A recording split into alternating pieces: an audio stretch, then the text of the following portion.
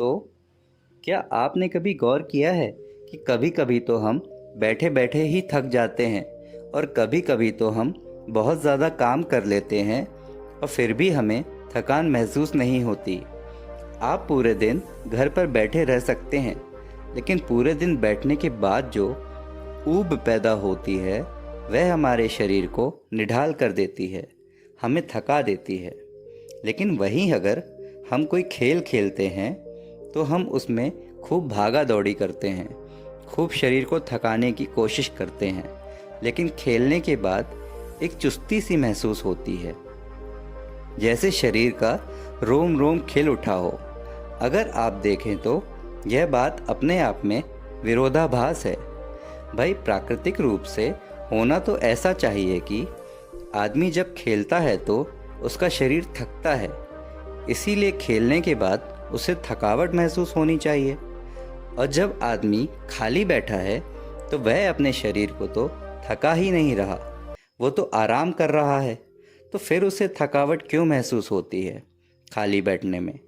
अगर आप इसका जवाब जानना चाहते हैं तो इसका जवाब है हमारे मन की ऊब। जहाँ तक शरीर की बात है, शरीर को थकाने से मन नहीं थकता, और अगर आपका मन थक जाता है तो आपका शरीर आपका साथ नहीं देता। ऐसा ही होता है खाली बैठने में, और मन की इस ऊब को हम तनाव कहते हैं। आज की जो कहानी मैं आपको सुनाने वाला हूँ, उसमें आपको तनाव के बारे में संपूर्ण जानकारी मिल जाएगी, और अगर आप तनाव को समझ लेते हैं तो आपके जीवन से दुखों का मिटना निश्चित है, क्योंकि दुख तनाव के कारण ही पैदा होते हैं। तो इसीलिए इस कहानी से हम तनाव को समझते हैं। इससे पहले कि आप इस कहानी में खो जाएं, इस चैनल को सब्सक्राइब जरूर कर लें। तो चलिए कहानी शुरू करते हैं। ये उस समय की बात है जब बुद्ध आम्रवन में अपना समय व्यतीत कर रहे थे। उस समय तक बुद्ध की ख्याति दूर दूर तक फैल चुकी थी। काफ़ी दूर दूर से लोग अपनी चिंताओं और दुखों के बारे में बुद्ध से समाधान खोजने के लिए आते थे। ऐसे ही एक दिन जब बुद्ध आम्रवन में अपने शिष्यों को उपदेश दे रहे थे, तो एक अधेड़ उम्र का आदमी अपने 22-23 साल के लड़के को साथ लेकर बुद्ध की तरफ चला आ रहा था। बुद्ध ने एक नज़र उन पर डाली और उपदेश में बैठने के लिए कहा। जब उपदेश खत्म हुआ तो बुद्ध ने उस आदमी को अपने पास बुलाया और अपने पास बैठने का इशारा किया। जंगल में हरियाली छाई हुई थी और सुहाना मौसम था। जंगल में भांत भांत के पक्षियों की आवाज़ वहाँ पर गूंज रही थी। इसके बाद बुद्ध ने उस आदमी से आने का कारण पूछा। इस पर वह आदमी कहता है कि हे तथागत, मैं 2 दिन की यात्रा करके अपने बेटे को आपसे मिलवाने के लिए लाया हूँ। यह मेरा एक लौता पुत्र है। यह हमेशा थका थका रहता है। ऐसा लगता है कि इसके शरीर में कोई जान ही नहीं है, कोई प्राण ही नहीं है। अगर हम इससे कुछ कहते हैं तो हमारी छोटी छोटी बातों पर गुस्सा करता है। इसकी देखने की क्षमता भी उम्र से पहले ही कमज़ोर हो गई है और इसके बाल भी पकने लगे हैं। मुझे तो कुछ समझ ही नहीं आता है, यह सब हो क्या रहा है। इतनी कम उम्र में इतनी बड़ी उम्र का लगता है। मैं अपने बेटे को लेकर बहुत चिंतित हूँ। जब मैं अपने बेटे को चिकित्सकों के पास लेकर गया तो उन्होंने कुछ औषधियाँ देकर कहा कि अपने बेटे को तनाव कम लेने दिया करो। ये अपने दिमाग में तनाव लेता है और इसी वजह से उसकी ऐसी हालत हो रही है। लेकिन उनके लाख बताने पर भी मुझे तनाव का मतलब समझ में नहीं आया। मुझे पता ही नहीं है कि तनाव होता क्या है और उसे कैसे उसके दिमाग से निकाला जाए। उसके लिए पहले तो मुझे यह समझना होगा कि तनाव होता क्या है, और इसीलिए बुद्ध आपके पास आया हूँ। कृपया करके मेरी समस्या का समाधान कर दीजिए। यह सुनकर बुद्ध लड़के को बड़े गौर से देखते हैं, उसकी आंखों में देखते हैं, उसके चेहरे को देखते हैं और फिर उसके हाथ की नब्ज भी देखते हैं। यह सब विधियां करने के बाद बुद्ध उस आदमी से कहते हैं कि तनाव लेना तो कोई नहीं चाहता, लेकिन फिर भी तनाव लोगों को दीमक की तरह पकड़ लेता है और इंसान को यह पता ही नहीं चलता कि वह तनाव में जी रहा है। लेकिन अगर वही इंसान तनाव को समझ लेता है, तनाव के बारे में कोई ऐसा पैमाना बना लेता है जिससे उसे पता चल सके कि वह कितना तनाव में है, तो वह उस समस्या का समाधान भी खोज सकता है। मुख्य रूप से तनाव के 8 कारण होते हैं। इसके बाद बुद्ध कहते हैं कि सबसे पहले तो हमें यह समझना होगा कि तनाव होता क्या है। जब कोई इंसान कोई काम कर रहा होता है और उसका मन कहीं दूर भटक रहा होता है, कल्पना में होता है, उससे शरीर और मन के बीच दूरी पैदा हो जाती है। और जितनी दूरी शरीर और मन के बीच में होगी, हम उतने ही निद्रा की अवस्था में होंगे। और इसी दूरी को, इसी खिंचाव को तनाव कहा जाता है। कोई खेल खेलने के बाद आदमी चुस्ती महसूस क्यों करता है? हालांकि अपने शरीर को तो उसने थकाया है, लेकिन समझने की बात यह होती है कि खेलते वक्त मन और शरीर पूरा इस खेल पर केंद्रित होता है, जिससे शरीर और मन में दूरी पैदा नहीं होती और कोई तनाव पैदा नहीं होता, बल्कि हमारा तनाव दूर हो जाता है।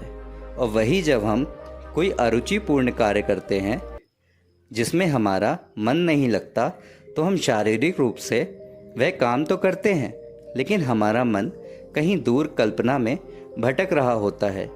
इससे शरीर और मन में एक दूरी पैदा हो गई और तनाव ने जन्म ले लिया। इसीलिए इंसान को एक बार में एक ही काम करना चाहिए और उसी पर अपना तन और मन केंद्रित रखना चाहिए, जिससे आपके भीतर कोई तनाव पैदा ही ना हो। तनाव के कुछ मुख्य कारण भी होते हैं। इसके बाद बुद्ध कहते हैं कि अगर हम इन कारणों को जान लेते हैं तो हमारे अंदर तनाव कभी पैदा नहीं होगा। मुख्य रूप से जो कारण है, उसमें सबसे पहला कारण होता है महत्वाकांक्षा। महत्वाकांक्षी होना अच्छी बात होती है, लेकिन कभी आपने गौर किया है कि इंसान के लक्ष्य कभी पूरे ही नहीं होते हैं, क्योंकि इंसान का कोई एक लक्ष्य होता ही नहीं है। जब इंसान एक लक्ष्य को प्राप्त कर लेता है तो दूसरा लक्ष्य स्थापित हो जाता है और इसी तरह वह अपने लक्ष्य को पाने के लिए गोल गोल घूमता रहता है।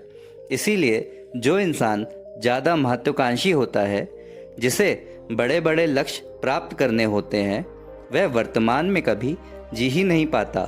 उसका मन हमेशा भविष्य की योजनाएं बनाता रहेगा और बस उसका शरीर वर्तमान में होगा, उसका मन भविष्य में होगा। और इन दोनों की दूरी की वजह से उस आदमी में तनाव पैदा हो जाएगा। इस पर वह युवक पूछता है कि हे बुद्ध, तो क्या आदमी को अपना लक्ष्य ही नहीं बनाना चाहिए? क्योंकि लक्ष्य बनाना भी तो महत्वाकांक्षा होती है। इस पर बुद्ध कहते हैं कि जीवन में कोई लक्ष्य बनाना गलत बात नहीं है। समस्या पैदा तब होती है जब हम पूरे का पूरा ध्यान उस लक्ष्य पर ही लगा देते हैं। आदमी को वर्तमान में जीना आना चाहिए। आप लक्ष्य बनाइए, उनके प्रति निरंतर मेहनत करिए, लेकिन इसके साथ साथ आपके दिमाग में यह ख्याल भी होना चाहिए कि अभी वर्तमान में जी रहे हैं। इसके बाद बुद्ध ने तनाव का दूसरा मुख्य कारण बताया, जो कि था ईर्ष्या।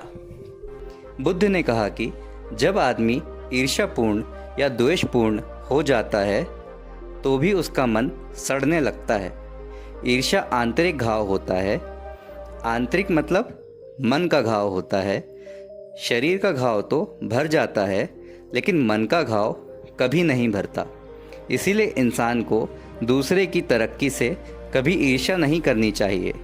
तनाव का तीसरा मुख्य कारण होता है किसी दूसरे से अपेक्षा।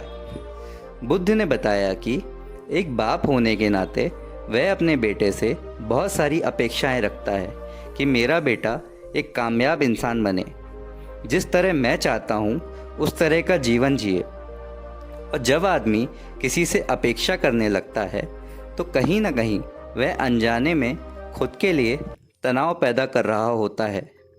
जरा सोचिए कि वही बेटा अगर अपने बाप के हिसाब से नहीं चलेगा, वह नहीं बन पाएगा जो उसका बाप चाहता है, तो फिर उसके पिता के मन को तनाव पकड़ लेगा। इसीलिए किसी से भी अपेक्षा नहीं करनी चाहिए, ना ही दूसरे से और ना ही खुद से। इसके बाद तनाव का अगला मुख्य कारण बताते हुए बुद्ध ने कहा कि अरुचिपूर्ण कार्य करने से भी मन में तनाव पैदा होता है। जिस काम में हमारा मन ही नहीं लगता, जिसमें हमारी रुचि ही नहीं है, तो उस काम में हम अपना मन नहीं लगा पाएंगे। हमारा मन कल्पनाओं की उड़ान भरेगा और हमारा शरीर वहीं बैठा रहेगा। इसीलिए दोनों में दूरी पैदा होने की वजह से यह भी तनाव का कारण बन जाता है। इसीलिए आदमी को सिर्फ रुचि के हिसाब से ही कार्य करने चाहिए। इसके बाद बुद्ध ने कहा कि शारीरिक दुख भी तनाव का कारण होता है। जब आदमी को कोई शारीरिक कष्ट होता है तो आदमी का मन उसी बीमारी के बारे में सोचता रहता है, जिससे उसके मन में दुख के विचार पनपते हैं और वहाँ पर तनाव पैदा हो जाता है। यह सुनकर उस आदमी ने कहा कि हे बुद्ध, शारीरिक दुख तो किसी को भी आ सकता है, तो क्या वह आदमी हमेशा तनाव में ही जिएगा?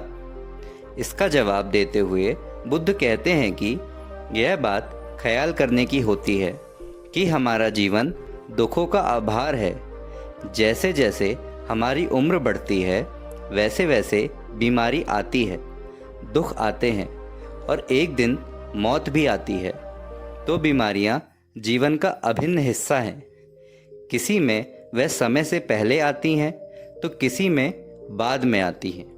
और जब इंसान का मन इसके बारे में समझने लगेगा तो वह अपनी बीमारी के बारे में सोचकर ज़्यादा तनाव नहीं लेगा, क्योंकि वह जीवन का एक अभिन्न हिस्सा है।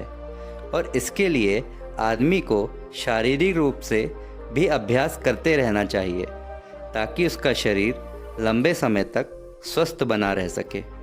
और यह भी जान लो, तनाव का एक मुख्य कारण होता है अपनी योजनाओं को समझने के लिए वक्त ना देना।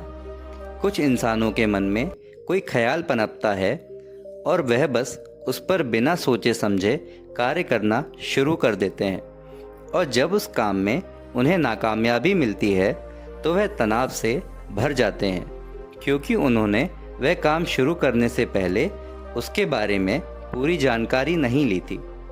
आदमी को कोई भी योजना बनाते वक्त उसके पूरे परिणाम के बारे में सबसे पहले सोचना चाहिए।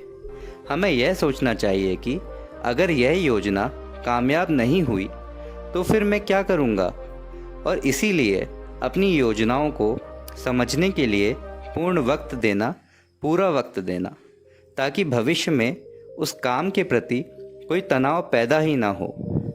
और सबसे आखिरी कारण जो तनाव का होता है वह होता है ज़्यादा सोचना। निरंतर सोचते रहना भी एक बीमारी होती है, और इसको दूर करने के लिए आदमी को नित्य प्राणायाम और ध्यान करना चाहिए। यह सुनकर उस आदमी ने हाथ जोड़ते हुए बुद्ध से पूछा कि मेरा बेटा तो अभी मात्र 23 वर्ष का है और उसमें समझ भी नहीं है कि वह इतनी सारी बातों का एक साथ अनुसरण कर सके। कृपया करके तनाव मुक्त रहने का कोई आसान सा मंत्र बता दें, जिससे आदमी उस मंत्र का अनुसरण भी कर सके और तनाव मुक्त भी रह सके। यह सुनने के बाद बुद्ध ने कुछ सोचते हुए जवाब दिया कि इसके लिए एक छोटी सी विधि है। अगर तुम इतनी बातों का पालन नहीं कर सकते तो तुम एक बार में एक काम को करने पर ही ध्यान लगाओ। जो भी तुम काम कर रहे हो, बस एक काम एक बार में करो और उस काम को पूरा ध्यान लगाकर करो। अगर तुम्हारा ध्यान इधर उधर भटकता है तो जब याद आए तो वापस उसी काम पर लगा लो। यह सबसे आसान और सबसे अच्छा तरीका है तनाव मुक्त रहने का। अगर तुम खाना खा रहे हो तो ध्यान खाना खाने पर ही केंद्रित होना चाहिए। अगर तुम चल रहे हो तो चलने पर ही अपना ध्यान केंद्रित कर दो। इससे तुम्हारा मन और तुम्हारा शरीर दोनों एक जगह पर रहेंगे और दोनों के बीच दूरी नहीं पैदा होगी, जो कि तनाव का मुख्य कारण होती है। दोस्तों, आज की युवा पीढ़ी एक बार में 2-2, 3-3, 4-4 काम एक साथ करती है। जैसे कि कोई आदमी खाना खाते वक्त टीवी भी देखता रहता है और फ़ोन पर भी बात करता रहता है और फिर बाद में कहता है कि मैं तो तनाव में रहता हूँ। जब 3-3 काम भी एक साथ करेगा तो आदमी को तनाव में रहना तो लाजमी ही है, क्योंकि मन तो पूरा ध्यान लगाकर एक बार में एक ही काम कर सकता है। पूर्ण रूप से ध्यान दो चीज़ों पर कभी नहीं लग सकता। इसीलिए जहाँ तक संभव हो सके कोशिश कीजिए कि आप अपना ध्यान एक ही काम पर लगा पाएँ। तो दोस्तों, कैसी लगी आपको यह कहानी कमेंट सेक्शन में ज़रूर बताना, और अच्छी लगी तो इस चैनल को सब्सक्राइब करना मत भूलना। तो मिलते हैं अगली कहानी में। जब तक आप अपना ख्याल रखें।